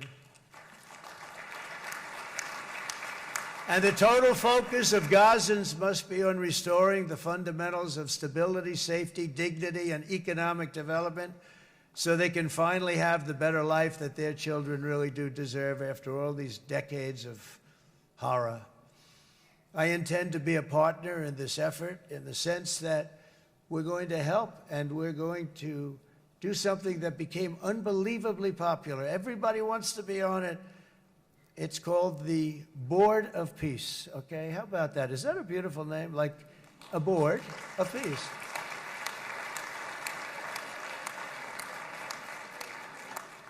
The only bad thing from my standpoint, every single nation involved has asked me to be the chair, and I'll tell you, I'm very busy. I didn't count on that, but you know what? If we do it, we'll do it right, and we have unbelievable power and wealth. Because you're going to need wealth. You're going to need wealth to rebuild things. And they have wealth like few people have wealth. I want to thank the Arab and Muslim nations for their commitment that they've made to support a safe rebuilding of Gaza and beyond. I have many Arab countries, very wealthy countries, that came up and said, we'll put up tremendous amounts of money to get rebuild Gaza, and I think that's going to happen. The power, they want dignity, they want to come forward, and they want to say, and I want to say who they are, because what they're doing is going to be, I think, something that you're going to be very impressed with, Bibi, and you need that. You need the kind of economic power that they have, and they want to see it work, and they want to see it be safe, and they want to see it be good for Israel, too. And as much money as it will be, and it's a lot, as you can see, it's a lot, For these countries, it's relatively little relative to their worth. It's really a lot of money like most people could never even conceive, but for these countries, it's not that much, especially because it ensures success and stability in the Middle East, which is what they want to see. So many of them will be with us in Egypt in a little while, I think. I'm not sure. They may be gone. They may have taken their Boeing 747s and left. I said, what kind of a plane do you fly? 747. I said, that's a large plane. No, they may have. Steve, do you think they've left on their their brand new Boeing 747s? Or I don't know. We're going to find out soon. It's going to be a big story. There'll be 2 people left, and they'll be the 2 poorest ones.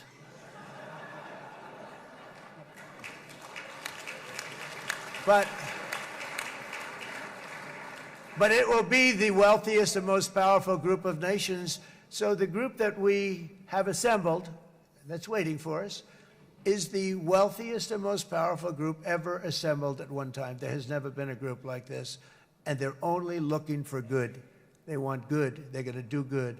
And as those commitments are made, I'm going to let the world know who's doing it, because they really deserve to get the credit. And some of them probably won't want the credit, but they deserve it.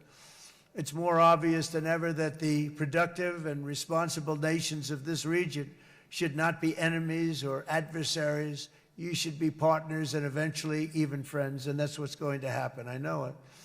Together you can stand against the forces of chaos. Yeah, you go ahead.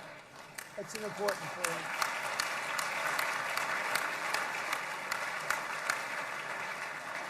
Because you can stand against the forces of chaos that threaten all of your interests, and it's always a big threat, and unleash incredible prosperity and opportunity for all the people of these lands, and that's what's going to happen. You're going to unleash numbers and success, the likes of which Israel has never been able to think of, because you're so firm, and you should be, and you've done the right thing in defending yourself. You're not going to have to worry so much about it. You've won, and now you can build, and you can do things that you never even thought possible. When you put that genius into doing something else, it's going to be something it's going to be a miracle. The miracle in the desert, it's going to be amazing. And it already is in a true sense. But it'll be wonderful when you can spend time thinking about other than war and defense and offense also. To that end, it's my firm hope and dream, frankly, that together the Abraham Accords will turn out to be everything that we thought they would. Those 4 countries were very, very brave in doing it. They did it at a very early point, and every single one of them benefits unbelievably financially. And if you noticed, even in this bad period that we just went through, they all remained a member of the Abraham Accords. They've done unbelievably well. And you know who you are, and I want to thank you. And they've stayed because of loyalty, but they've also stayed because it was really good business. They've made a lot of money being members, and you're going to all, I hope that every one of the countries that we're seeking, Jared, I hope they join quickly. No games, no nothing. Just join, get it. It's going to be a great peacemaker. It's really going to bring it together beyond anybody's wildest dream. So instead of building fortresses to keep enemies at bay, the nations of this region should be building infrastructure to weave your commerce closer together, because you've got to compete with the big world out there in commerce now. It's a different kind of competition. Instead of making weapons and missiles, the wealth of this region should flow to schools and medicine, industry, and frankly, the new hot thing, artificial intelligence. It's a lot of intelligence you're going to have to be throwing off to pay back these sums of money that they're doing. But that's really the hot one. And I might say that the United States, a year ago, was a dead country. I say it to people. I heard it first from the King of Saudi Arabia. I then heard it from UAE. I heard it from Qatar. I heard it from many other countries. A year ago, the United States of America was a dead country. Now it's the hottest country anywhere in the world. It is the hottest. There's no question about it.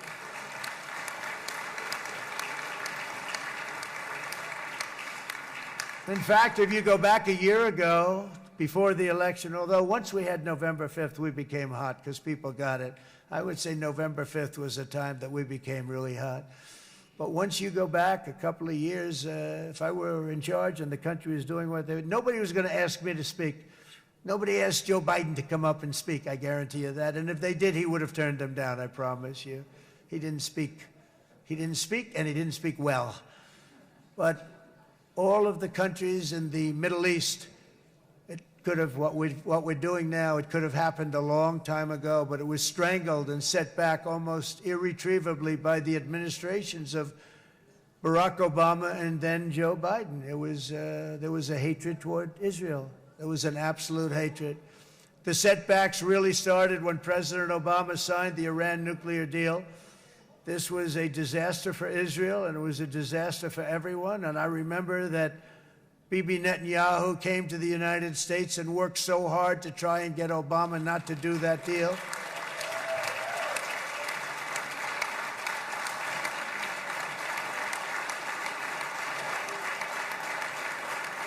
He worked so hard. But it was like talking to a wall. I remember him telling me it was like talking to a wall. They wanted to go with Iran. They chose Iran, frankly, over a lot of other good nations, but specifically Israel. And that was the beginning of a very bad period of time. You had Obama go out, and the Iran nuclear deal turned out to be a disaster. And by the way, I terminated the Iran nuclear deal, and I was very proud to do it.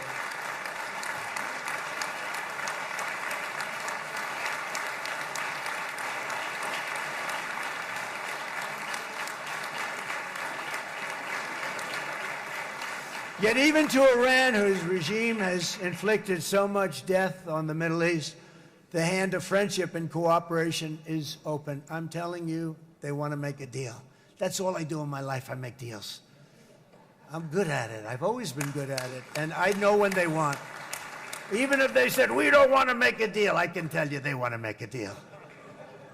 All right, they do. They want to make a deal, and we're going to see if we can do something, because this is crazy what's happening, and we're not going to have this anymore. Neither the United States nor Israel bear the people of Iran any hostility. We merely want to live in peace. We don't want any looming threats over our heads, and we don't want to even think in terms of nuclear destruction. It's not going to happen, never will happen. There's nothing that would do more good for this part of the world than for Iran's leaders to renounce terror, stop threatening their neighbors, quit funding their militant proxies, and finally recognize Israel's right to existence. They have to do that. They have to do that. And to Iran, and as you know, this is not said out of weakness. There's no weakness. But I'm going to say this, that we are ready when you are, and it will be the best decision that Iran has ever made. And it's going to happen. It's going to happen. And they're good people. I know a lot of Iranians in the United States. They're good people, smart, hardworking people. They don't want to see what's happened to their country.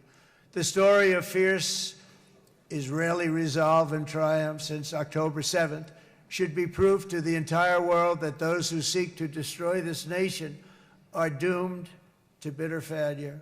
The state of Israel is strong, and it will live and thrive forever.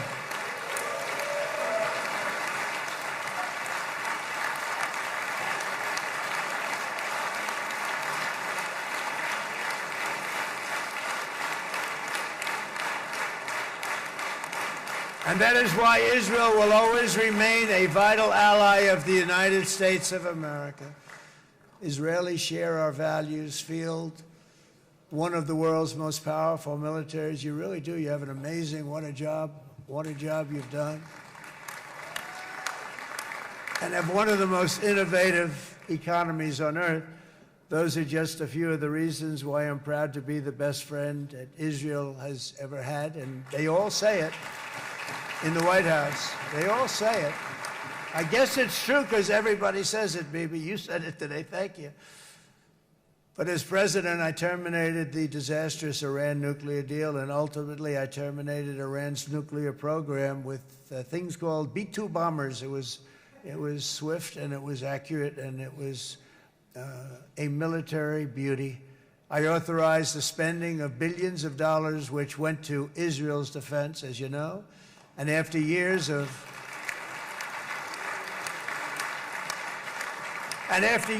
broken promises from many other American presidents, you know that, they kept promising. I never understood it until I got there. There was a lot of pressure put on these presidents. It was put on me too, but I didn't yield to the pressure.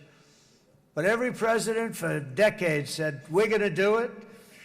The difference is I kept my promise and officially recognized the capital of Israel and moved the American embassy to Jerusalem.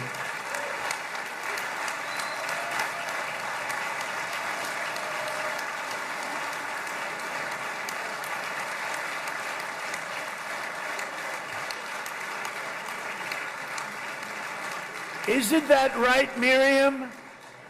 Look at Miriam. She's back there. Stand up, Miriam. Stand up.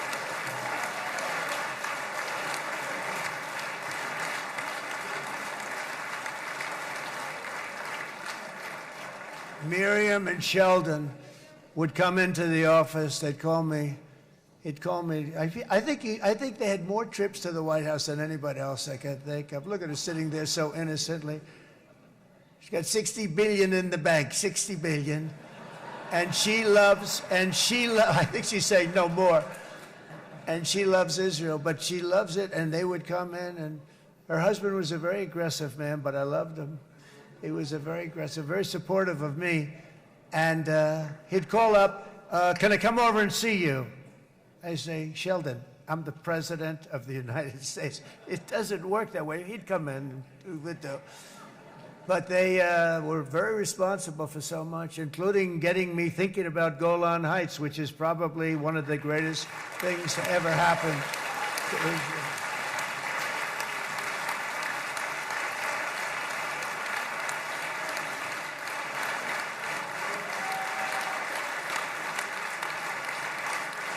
Miriam, stand up, please.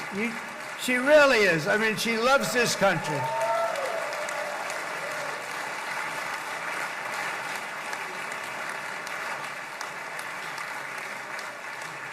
She loves this country. Her and her husband are so incredible. We miss him so dearly. But I actually asked her, I'm going to get her in trouble with this, but I actually asked her once, I said, so Miriam, I know you love Israel. What do you love more, the United States or Israel? She refused to answer. That might mean Israel, I must say. We love you. Thank you, darling, for being here. That's a great honor. Great honor. She's a wonderful woman. She is a great woman. I've always stood for the people of this community, and I always will. I'll always be with you. I'm always going to be with you. I guess maybe something could happen to change my mind. Somebody that's really stupid gets into office and wants to do really bad things, but that's about it. We don't think we're going to have that happen. I hope we're not going to have that happen. And this man is a good man right here. These two men are good men right here.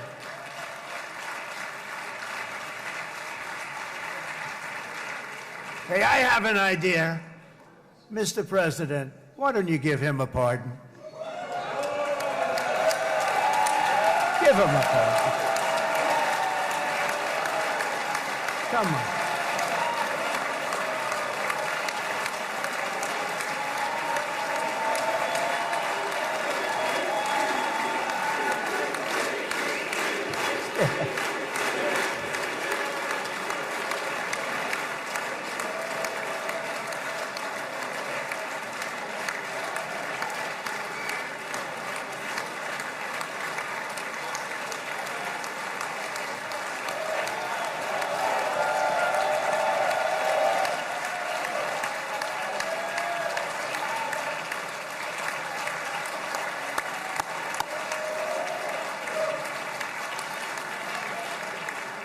By the way, that was not in the speech, as you probably know. But I happen to like this gentleman right over here, and it just seems to make so much sense. You know, whether we like it or not, this has been one of the greatest wartime presidents. This has been one of the greatest wartime presidents. And cigars and champagne, who the hell cares about that?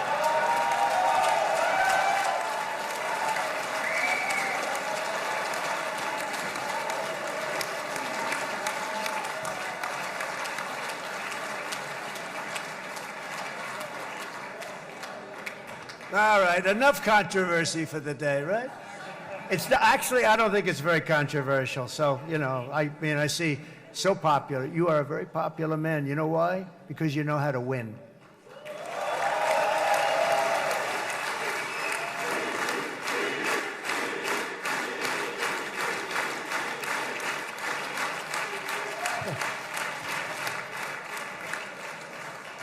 Over the past 2 years, I've met many of the families of the Israelis taken hostage and those that were taken hostage. Unbelievable. I've looked into their eyes. I've seen the worst nightmares of their suffering, but I've also seen something else, the beautiful love of the people, the love of people, frankly, that hold things together, the love that gives you the courage to carry on through thousands of years of persecution and repression and to emerge with the heart of David.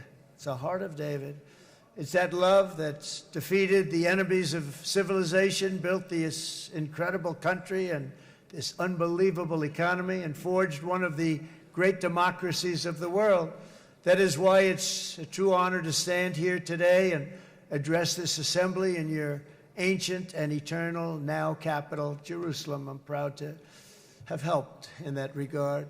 This city and this nation stand as living proof that a much brighter future for this entire region is truly within our grasp. For thousands of years, Jerusalem has been a home to Christians, Jews, Muslims, and people of all ethnicities and creeds. This is the holy center of the world's three great Abrahamic faiths. I like that too. Adorned, it's the first time I've seen that word in a while. Adorned with their sacred sites and alive with their pilgrims and visitors from every corner of the globe. But here between the Western Wall, the Temple Mount, and the hill called Calvary, people of every faith and background live, work, pray, serve, and raise their families side by side, and they do it with love. This example is just one of the modern miracles that Israel has given to the world. And just in closing, the leaders in this chamber know better than anyone else the challenges of this harmony, and it's been easily won. No, it hasn't. It has not been. It's been so tough, but it has been, some say, a miracle. What you've done is a miracle. Look at your size. Look at your chances when it all started. And you know, if you think about it, you are safer today, stronger today, and more respected today than at any time in the history of Israel. Think of it.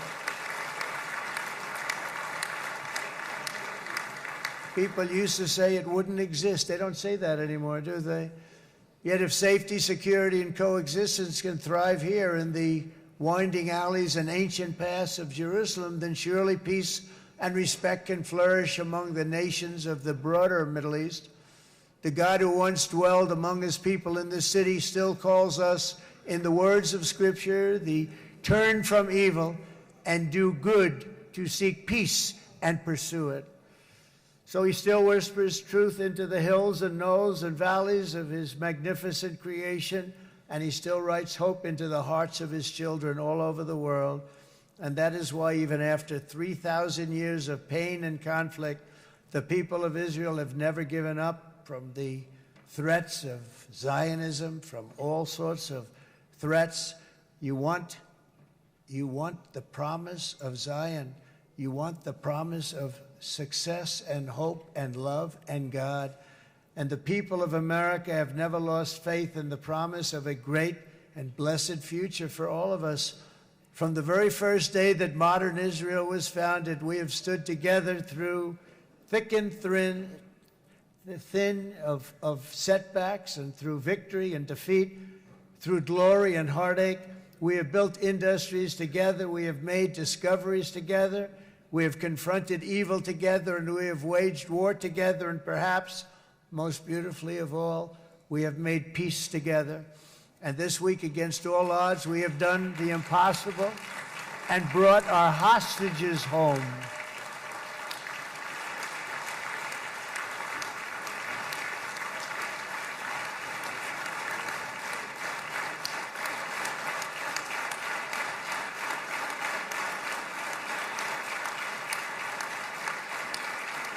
So now we're going to forge a future that is worthy of our heritage. We're going to build a legacy that all the people of this region can be proud of. New bonds of friendship, cooperation, and commerce will join Tel Aviv to Dubai, Haifa to Beirut, Jerusalem to Damascus, and from Israel to Egypt, from Saudi Arabia to Qatar, from India to Pakistan, from Indonesia to Iraq, from Syria to Bahrain, Turkey to Jordan, the United Arab Emirates to Oman, and Armenia to Azerbaijan, another war that I just settled. We are going to have hope, harmony, opportunity, and happiness here in the spiritual and geographic center of the entire world. That's what you are. Israel, America, and all of the nations of the Middle East will soon be safer, stronger, greater, and more prosperous than ever before.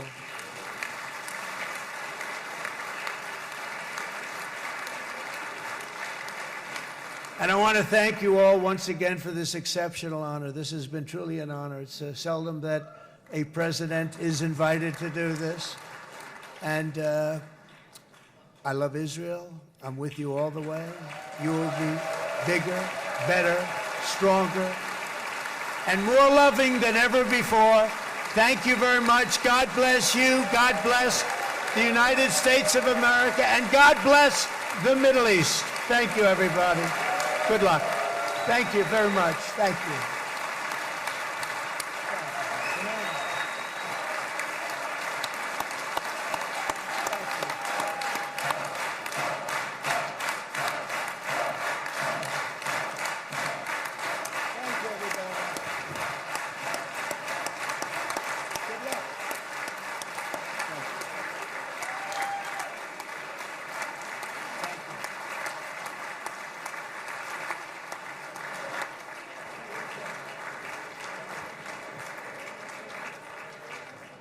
אני מודה לנשיא ארצות הברית של אמריקה על דבריו.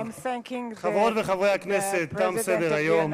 הישיבה הבאה תתקיים ביום שני, כ"ח בתשרי התשפ"ו, 20 באוקטובר 2025 בשעה 16:00. חג שמח ובשורות טובות. ישיבה זו נעולה. כבוד הנשיאים וכבוד יושב ראש הכנסת.